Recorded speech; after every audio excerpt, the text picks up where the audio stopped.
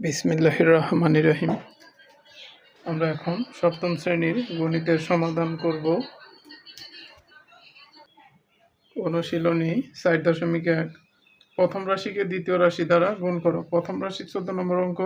প্রথম a plus B কে a minus B দ্বারা আমরা গুণ করব। a প্লাস বি কে আমরা গুণ করব a মাইনাস বি দ্বারা।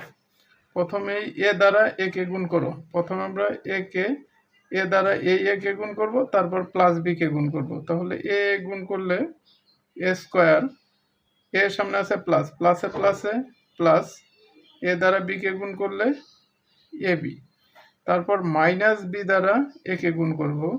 তাহলে প্লাসে মাইনাসে minus A B, minus A B, প্লাসে মাইনাসে মাইনাস বি, বি গুণ করলে বি স্কোয়ার।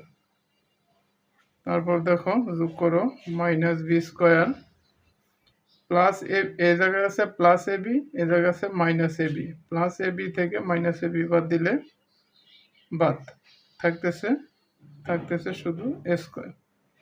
সুতরাং নির্ণয় গুণফল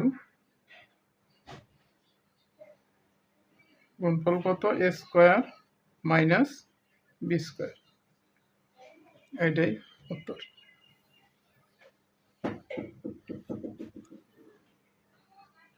সপ্তম শ্রেণীর গণিত সমাধানের ভিডিও নিয়মিত পেতে চাইলে আমার চ্যানেলটি সাবস্ক্রাইব করে রাখবে।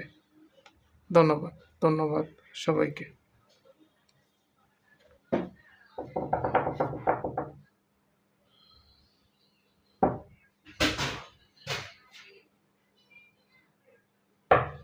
আদার্স